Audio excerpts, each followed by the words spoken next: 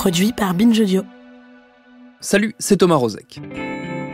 Est-ce que nous sommes concrètement prêts, toutes et tous, psychologiquement parlant, pour ce qui va nous arriver d'ici peu ? Pour le fait que, selon toute probabilité, avant même qu'on soit totalement sorti de la crise sanitaire, nous allons nous retrouver projetés dans la bataille électorale qui nous mènera tout droit au scrutin présidentiel de l'an prochain. La réponse est non, nous ne sommes pas prêts. Mais a-t-on vraiment le choix ?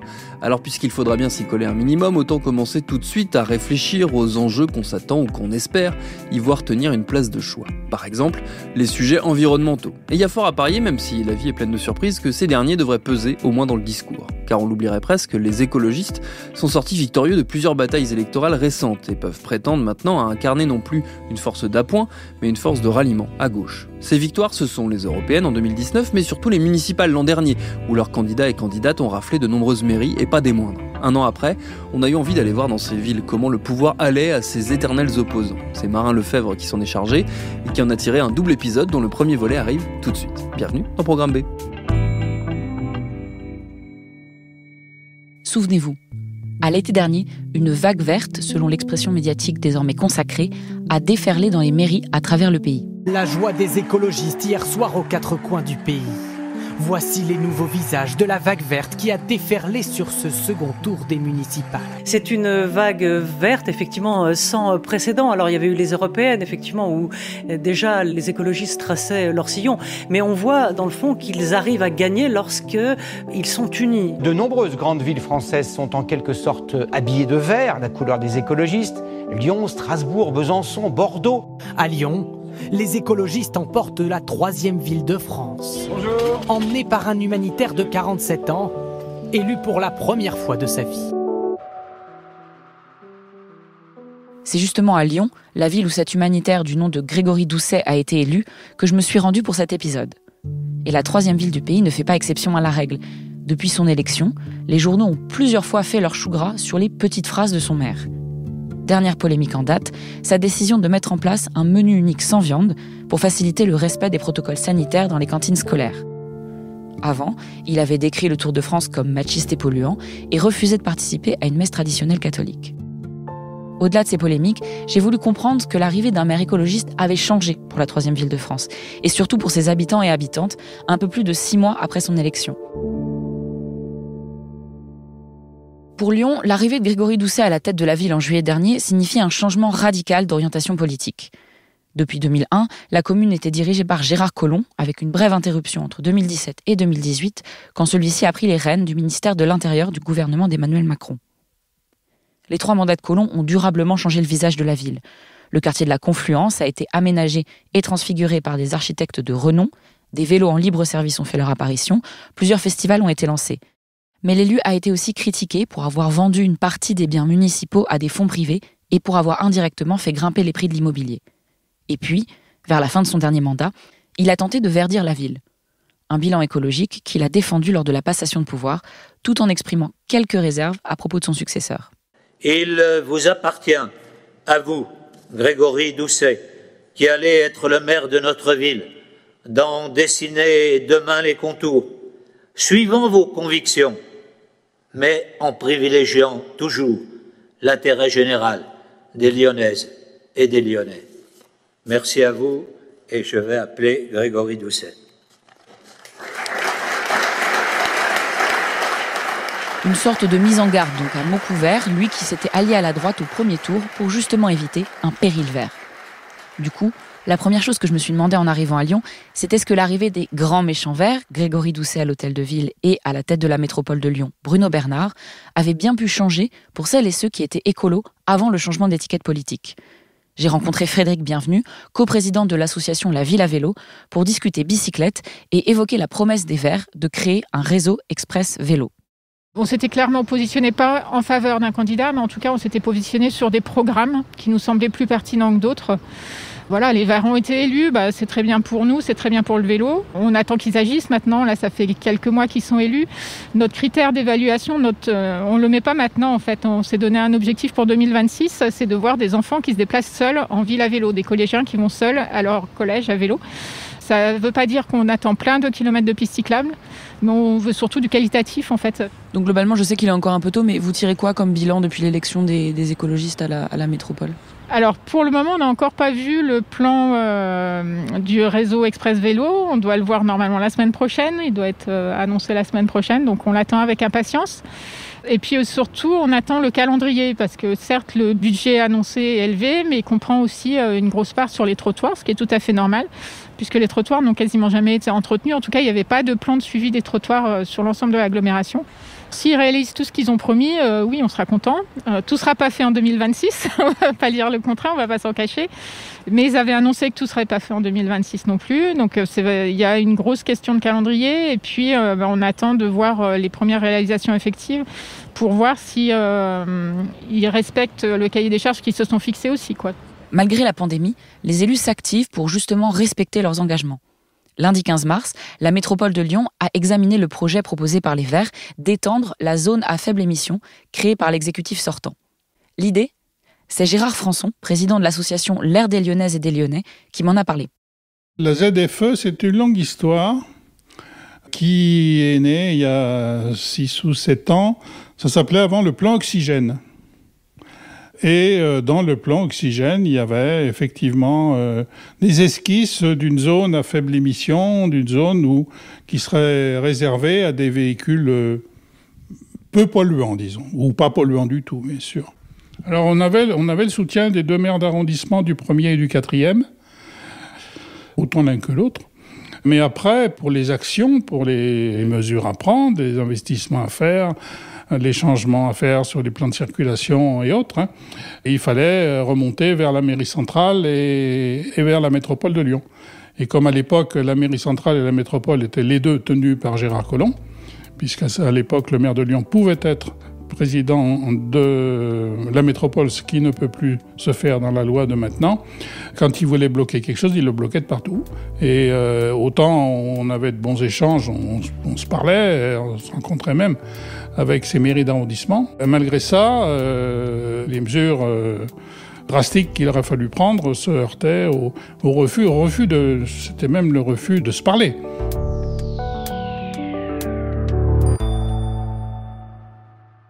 Mais l'atmosphère semble avoir radicalement changé. Pour Pierre-Alain Millet, président du groupe communiste à la métropole de Lyon et adjoint à la mairie de Vénissieux, l'une des communes de la métropole, l'élection de cette nouvelle équipe municipale... C'est sortir d'un régime Collomb, qui était quand même un régime très centralisé, très technocratique, qui n'était pas du tout inefficace, qui était un... Il faut reconnaître qu'il a mené des politiques publiques dont beaucoup, quand même, ont été massivement soutenus et ont eu des résultats qui ne sont pas du tout ridicules, au contraire. Ça a plutôt été un bon maire de Lyon qui a fait des choses, mais ce qu'il ne dit jamais et ce qu'il refuse d'entendre, c'est que dans une incroyable inégalité sociale et inéquité territoriale, et moi la première chose, c'est effectivement dans la rupture politique qui est quand même une surprise, parce que personne ne s'attendait à ce résultat aussi massif, quoi. Donc franchement, c'était une belle surprise. Et ce qu'on en attend d'abord, c'est ça, c'est de changer d'air, de l'ère Collomb, et peut-être aussi de changer d'une métropole, d'aller vraiment vers une métropole des communes et des citoyens, et pas une métropole de l'attractivité mondiale, quoi. Voilà. Oui, mais j'allais vous en parler justement. Moi, ce qui m'intéresse, c'est, comme vous le savez, du coup, la zone à faible émission, qui est un projet qui a été porté par le président de la métropole précédent, si je me trompe pas. C'est l'une des priorités, il me semble que Bruno Bernard a affiché, une des priorités de son mandat. Et à terme, du coup, pour résumer, les écologistes veulent interdire la circulation des voitures qui fonctionnent au diesel dans l'agglomération à l'horizon 2026. Et du coup, le but, c'est de réduire la pollution de l'air à l'échelle de la métropole. Vous êtes adjoint à la maire de Vénissieux, Michel Picard. Comment est-ce que le projet va impacter votre commune ? C'est simple. Quand on suit l'évolution du nombre de véhicules par catégorie critère, à Vénissieux, en 2026, il y aura 38 000 véhicules, dont 29 000 interdits.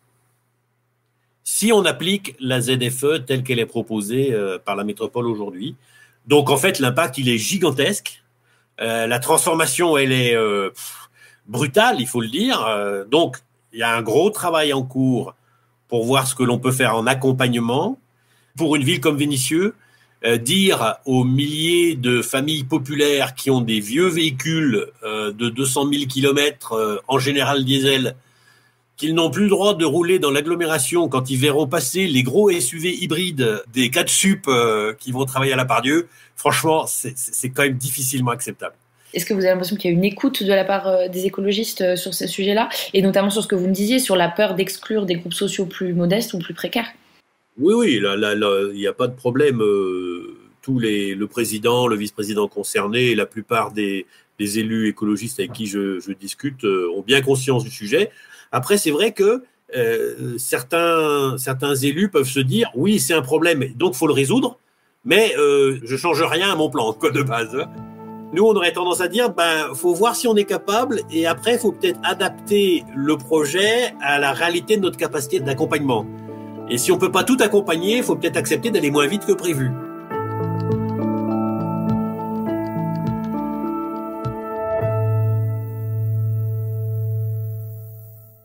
N'étant pas né à Lyon, ça a été difficile pour moi de cerner en quelques jours une aussi grande ville, d'identifier les quelques sujets sur lesquels il était pertinent de se pencher pour donner un aperçu de ce qu'une mairie et une métropole verte donnaient sur le terrain. Mais cette question, celle d'une écologie politique qui ne se fait pas aux dépens des classes plus populaires, est revenue plusieurs fois. Notamment dans le quartier de la Croix-Rousse, où un collectif d'habitants appelé les Pentes contre Bouygues se mobilise contre un projet immobilier porté par le géant des télécoms. Le collectif des Pentes, il s'est monté il y a environ 2 ans, quoi. Lui, c'est Hervé. Il habite dans le quartier depuis 20 ans et fait partie du collectif. Sur le fait que Bouygues voulait implanter un nouveau immeuble de standing à plus de 8 000 € le mètre carré. C'est la goutte d'eau qui fait déborder le vase, parce que en fait, ça fait un certain nombre d'années en fait, qu'on constate qu'il y a des projets de ce type-là. D'ailleurs, ça a été la mairie, en fait, Gérard Collomb, qui a trouvé que ce quartier était insalubre. Il était trop écolo, alternatif, libertaire, etc. Et qui voulait en faire un petit peu un quartier comme le Vieux-Lyon, c'est-à-dire un quartier touristique développé avec une autre image. Il a voté juste un petit peu avant son départ une dizaine de projets, dont celui-ci de Bouygues. Avec Dominique, une autre habitante que j'ai retrouvée en même temps qu'Hervé place Colbert dans le sud du quartier, on est allé jeter un coup d'œil au projet, dont le permis avait été autorisé par la précédente municipalité de droite. Alors là, on est devant une toute petite maison qui n'a qu'un étage, qui a une façade de 4 mètres sur une petite profondeur, qui est accolée à des anciens ateliers qui ont été transformés en garages. Donc je vous propose qu'on passe autour de ces garages. Alors ils sont très chouettes. Ce sont les toits en V, tuilés, enfin la tuile mécanique, mais ils sont formidables parce qu'ils sont tagués. Et alors ces tags sont aussi un petit peu recouverts par les photos justement du projet Bouygues. On voit ces 4 immeubles dont les façades ne correspondent absolument pas à ce que les bâtiments de France se souhaiteraient.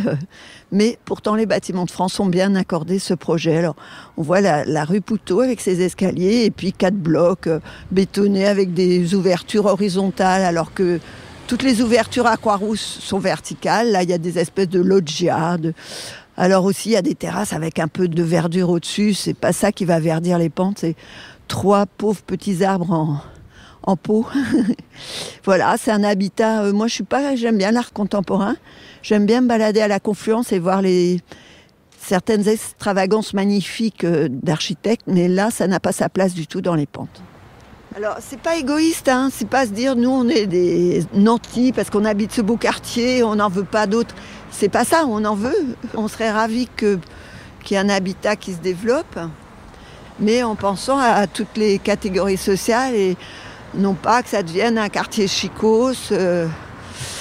C'est un quartier qui historiquement est très populaire et bientôt, si ça continue, toute cette population sera chassée du centre de la ville et c'est terrible.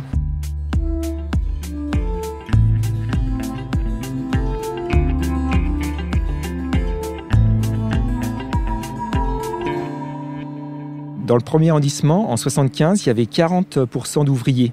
Hervé. Donc, ce qui était quand même beaucoup encore l'habitaient. Et on peut constater qu'en 2013, il n'y en a plus que 7,6%. Donc il y a vraiment déjà eu, il y a des mouvements en fait qui font que quand un quartier est sympathique, il attire en fait effectivement un type de population et un type d'investisseurs derrière qui petit à petit modifie. Voilà, c'est le principe de la gentrification.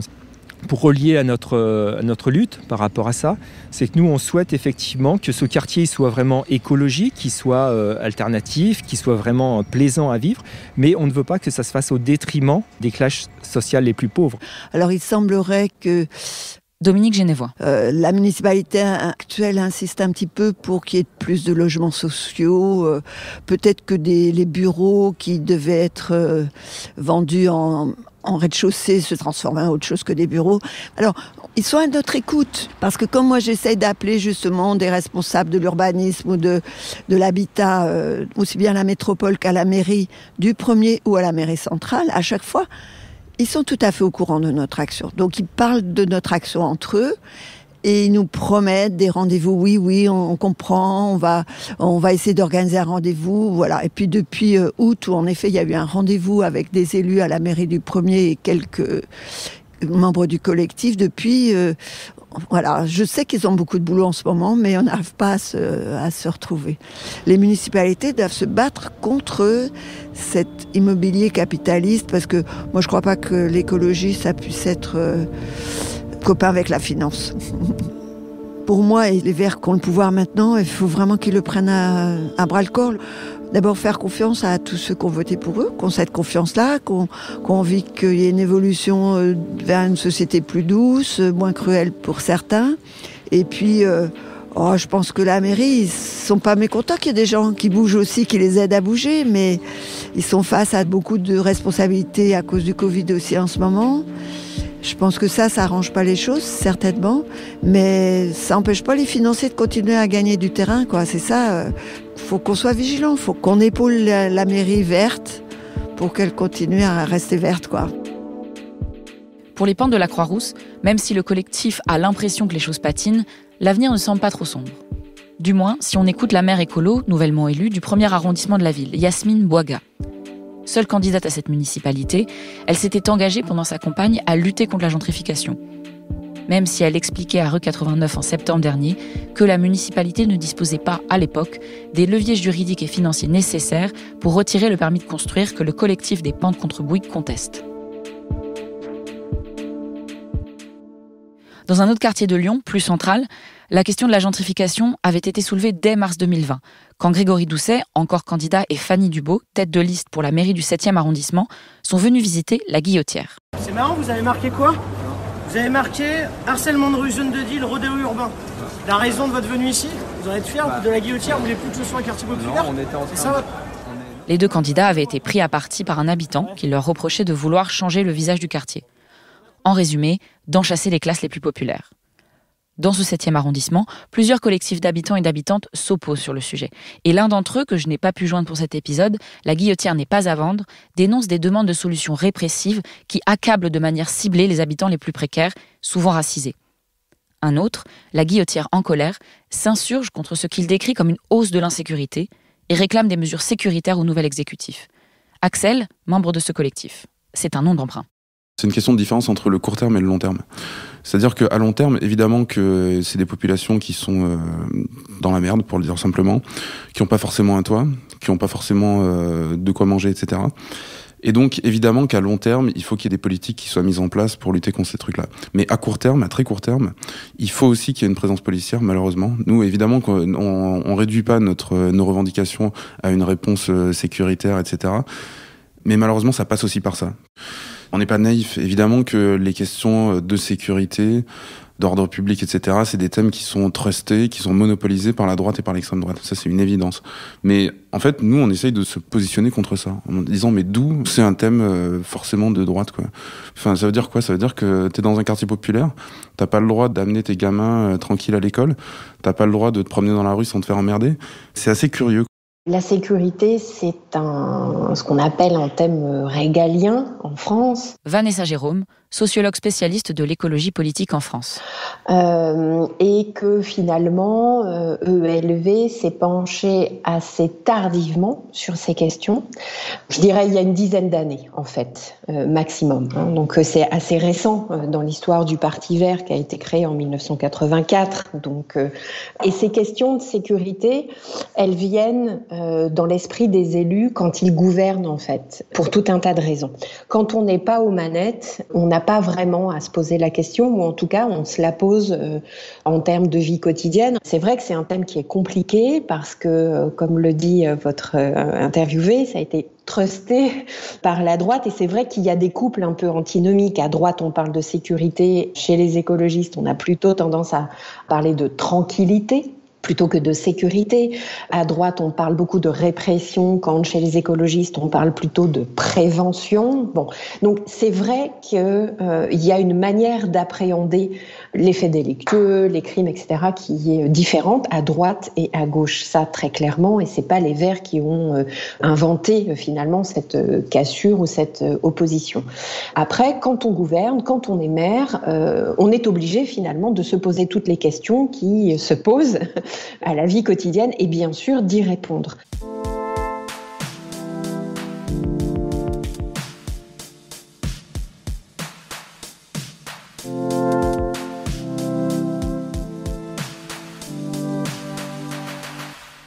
En termes de sécurité, c'est la vision globale.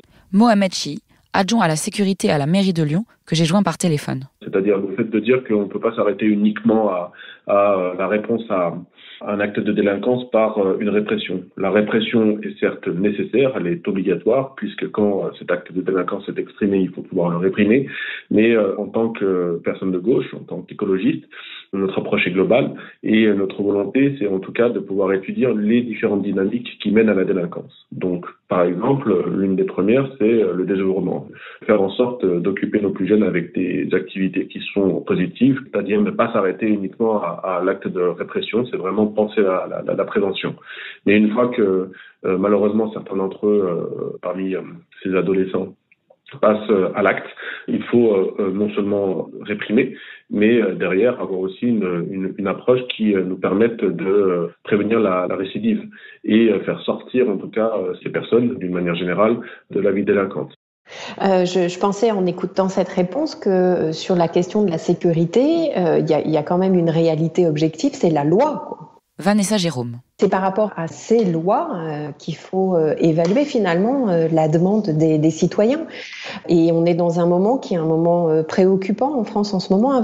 On sent qu'il y a cette volonté de beaucoup de citoyens en ce moment de punir, alors que la position progressiste, elle est non pas de laisser faire, il ne faut pas caricaturer, mais elle est d'essayer de travailler à la fois sur la répression et sur l'aspect prévention, parce que d'une certaine manière, toujours plus de la même cause égale toujours plus du même effet. Donc, si on ne travaille pas à la racine les raisons sociales qui font qu'il y a des faits de délinquance, etc., on n'en sortira jamais. Et au bout d'un moment, en tout cas, c'est pas l'option que les écologistes qui sont dans le camp des progressistes suivent. Voilà. Donc oui, il y a des demandes qui ne peuvent pas, des demandes des citoyens, qui sont non pas ignorées, mais auxquelles les élus ne veulent pas répondre dans le sens qui est indiqué par les citoyens en question, ça c'est clair. Et quelques semaines après que j'ai tourné ce reportage dans la capitale des Gaules, c'est un sujet sur lequel les débats continuent.